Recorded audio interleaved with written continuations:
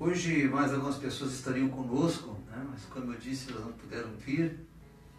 E a gente tem feito aí a vontade de Deus, irmãos, trazendo a palavra que Ele quer, né? Não que a gente escolhe. E apesar de algumas pessoas que supostamente viriam aqui essa noite, mas não puderam por algum motivo, e como eu sei que esse trabalho depois vai ser reprisado, automaticamente reprisado ali no Facebook e também no YouTube, essas pessoas terão a oportunidade de ver aquilo que Deus quer falar para elas. Assim como a Bíblia é uma eterna reprise, né, com a vantagem de que ela se renova. A leitura da palavra é importante, irmãos, para que nós consigamos compreender a natureza divina do Senhor. O que Ele quer fazer nas vidas, né, através das Escrituras. Abrir a compreensão, abrir o entendimento. E Deus me tocava fazer uma leitura hoje que tem muito a ver com a dificuldade que as pessoas têm de entender esse Deus no sentido de o que Ele quer de mim nessa terra. Por que o irmão Jairo abriu mão, juntamente com o Dedé, que também eram músicos seculares, tocavam no mundo, como a gente costuma dizer, né? É claro que a gente continua tocando no mundo, irmão, né? Para Jesus, não estamos em outro planeta, estamos na Terra. É uma expressão muito religiosa, infelizmente, que se usa e acaba virando uma expressão, né? A gente está no mundo, a gente está na Terra, a gente está no planeta Terra, estamos no mundo. Não escapa ninguém.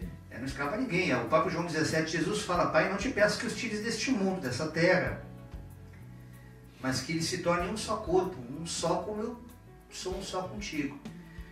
E eu fiquei meditando essa tarde, né, das pessoas que ficaram de vir aqui, que não puderam vir, e essa mensagem certamente é para muitas outras que estão conectadas conosco através do Facebook.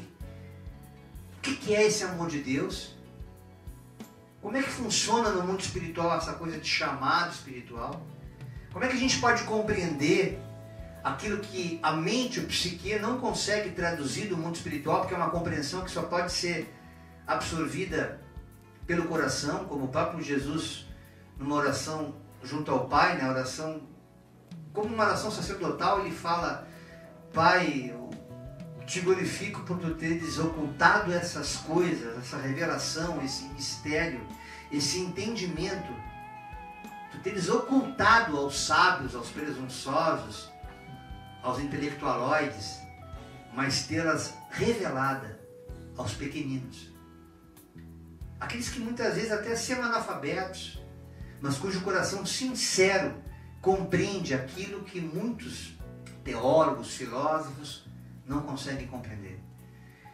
E é sobre isso que a gente quer ler aqui essa noite, porque você que está sendo incomodado por Deus a se aproximar dele, não entendendo por que tu está passando por algumas mazelas, todas essas coisas cooperam conjuntamente para o bem daqueles que amam a Deus.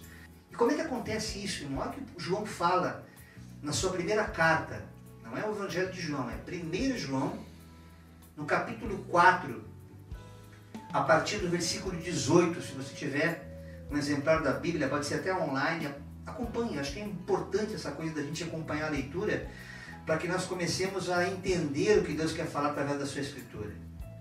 No amor, não há temor. Antes, o perfeito amor lança fora todo medo, todo temor. Porque o medo, o temor tem consigo a pena. Tadinho, tadinha. E o que teme, que tem medo, ainda não está aperfeiçoado em amor. Ele não é perfeito nesse amor de Deus. Nós o amamos a Deus, porque Deus nos amou primeiro. A coisa vem de lá para cá, meus irmãos, não é daqui para lá.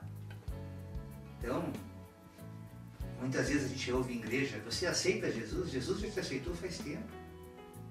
Você que talvez não tenha se posicionado pela falta de compreensão, por não conhecer as Escrituras e nem o poder deste Deus maravilhoso que pode transformar a tua vida a partir dessa compreensão, desse entendimento.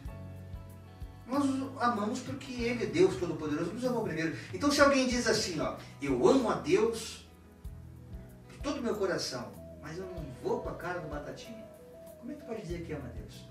Como é que tu vai dizer que esse Deus Todo-Poderoso é o teu Senhor, se tu aborrece aqueles a quem Deus quer que eu e você amemos? Então, se alguém diz eu amo a Deus e aborrece o seu irmão, é mentiroso. Pois quem não ama seu irmão, ao qual o viu? Como é que pode amar a Deus a quem nunca viu? E dele, deste Deus Todo-Poderoso, nós temos esse mandamento: que quem ama a Deus, ame também o seu irmão. A gente tem visto muito em igrejas pessoas que congregam nas mais diversas denominações evangélicas, pentecostais, não pentecostais, aí vem as presbiterianas, as batistas, as históricas, enfim. Todas com uma liturgia onde é pregada a Escritura Sagrada. Mas ela não se torna a palavra viva de Deus, porque isso aqui não é praticado. Então, a partir do momento que você tem a compreensão de que Deus quer que você ame, assim como Ele quer que você perdoe, eu tenho visto pessoas sofrendo, se arrastando pela terra, passando dificuldades, não conseguindo se alegrar no Senhor, porque ainda não conseguiu entender que este amor é um poder absoluto de Deus, irmãos. As pessoas confundem esse amor de Deus, que é um amor ágape, com aquele amor humano, o amor eros, esse amor relacional que a gente tem entre as pessoas. E por ter essa confusão, né, de eu amo porque eu gosto dele, eu a amo porque eu gosto dela, mas eu não gosto muito dela e portanto eu não a amo. E não consegue ter esse discernimento de amar o próximo como a si mesmo, ou de amar o próximo como Jesus nos amou, porque não compreende esse mistério. Eu lembro que quando eu estava em São Paulo, assim que eu tive esse encontro com Deus, eu não conhecia o livro Bíblia, eu comecei a folhear pela direção do Espírito Santo. O Evangelho de João, capítulo 15, é onde a Bíblia acabou de ler. Ele não sabia que eu ia ler esse capítulo. E ele parou até o versículo 15, é da onde eu começo. Olha o mistério de Deus, está aqui marcado, vem cá ler. Nós não combinamos nada, irmão, é tudo pelo Espírito. A vós não chamareis servos, porque o servo, obviamente, não sabe o que faz o seu Senhor. Mas tenho chamado amigos. Então você imagina uma relação patrão e empregado. O empregado está ali para prestar conta, fazer o trabalho dele. E muitas vezes ele não tem acesso ao patrão. Seja ele assalariado ou não, desde o tempo da escravidão, especialmente, fica até mais fácil de comparar. Aqueles servos, escravos, eles não tinham acesso aos seus senhores. E Deus quer que nós entendamos que, apesar de servos, apesar de termos essa consciência de que estamos aqui para servir, da mesma forma que quando Jesus esteve à terra, Ele disse claramente: eu não vim aqui para ser servido, eu vim aqui para servir. Essa é a lição que Ele nos deixa. Não chamarei mais vocês de servo, porque o servo não sabe o que faz o seu Senhor. Mas eu tenho chamado vocês de meus amigos, porque tudo quanto eu ouvi do meu Pai, vos tenho feito conhecer. Existem coisas que só se compartilha com pessoas que se tem muita intimidade. Há coisas que eu compartilho com a minha esposa. Há coisas que na amizade que eu tenho aqui com o André, com o Batatinha, com o meu querido Celso, em Mantereza, eu compartilho com eles coisas muito íntimas nossas, quando a gente conversa aí fora, que eu não compartilho com qualquer pessoa, só com quem realmente é amigo. Onde há essa reciprocidade. E aqui Jesus está deixando uma coisa muito clara, que Ele compartilha as coisas do Pai, ou seja, coisas espirituais ocultas que não se compartilha com qualquer pessoa. Daí a pessoa não entender muitas vezes como é que pode essa coisa de vocês serem crentes, presunçosamente terem mais intimidade com Deus do que nós que não somos. Por que isso, irmãos? Não é presunção, é uma questão prática, objetiva e espiritual. Deus Ele quer que nós nos relacionemos com Ele na qualidade de amigo. Como é que você pode ser amigo do Deus que você diz servir, do Deus que você diz amar, do Deus que você diz que crê, sem que você estabeleça uma aliança, uma intimidade com Ele? E quando eu comecei a entender esse mistério, irmãos, olha o que fala no versículo 16, João 15, 16. Não me escolhestes vós a mim, mas eu vos escolhi a vós e vos nomeei para que vocês andem, vão e deem frutos, fruto de amor, fruto de misericórdia, fruto de gratidão, fruto de perdão.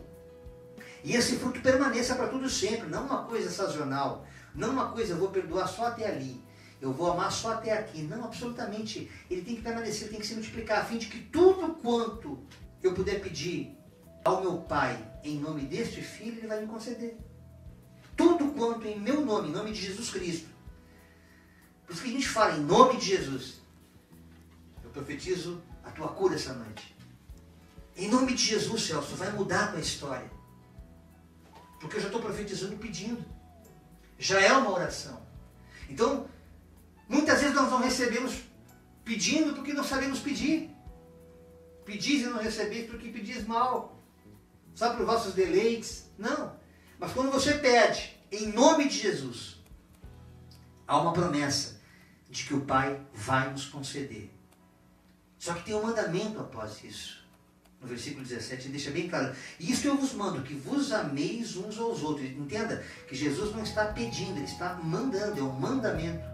E lá em Mateus capítulo 6, que foi uma palavra que muitas vezes, no momento de inquietação, onde eu não via saída para as coisas, eu ainda não tinha entendido que ele tinha me amado primeiro, como João fala na sua primeira carta, no capítulo 4.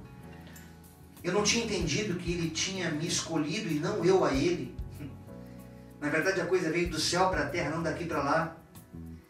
E aí eu vim entender, irmãos, que tudo aquilo que nos angustia, irmãos que pedem oração essa noite, irmãos que falaram da opressão que está vivendo, eu tenho recebido muitas ligações, muitas pessoas o tempo todo se queixando das lutas, das aflições, e Jesus deixou bem claro, entendam, filhos, amigos, que neste mundo caído, neste mundo cuja natureza predominante é a natureza de Adão e Eva, a natureza adâmica, vocês vão ter aflições, mas tenham bom ânimo, tenham fé, creiam naquilo que vocês não estão vendo.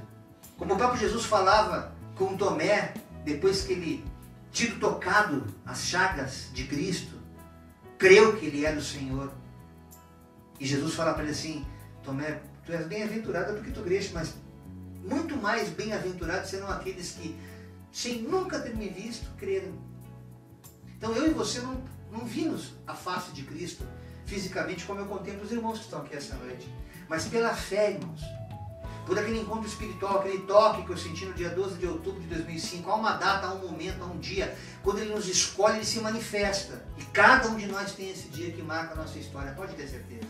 Você talvez professe uma outra fé, uma outra religião, tenha um Deus como algo de tradição, de pai para filho, de vó para bisavó, enfim, primeira, terceira, quarta geração, mas não teve uma experiência com Deus, porque não entendeu que é Ele que escolhe a gente, que é Ele que nos ama, que nós nos incluímos naquela relação de sermos muitos os chamados, porém poucos os escolhidos, porque os escolhidos são aquele que ao ouvir a voz, as minhas ovelhas ouvem, diz Jesus, e me seguem.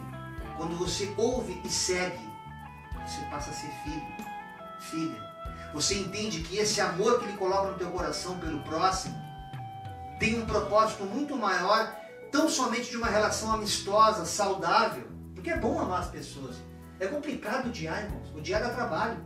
Porque odiar é um sentimento que você fica nutrindo e você não pode fazer nada pelo outro, você não pode matar, você não pode bater, você não pode agredir, você vai preso.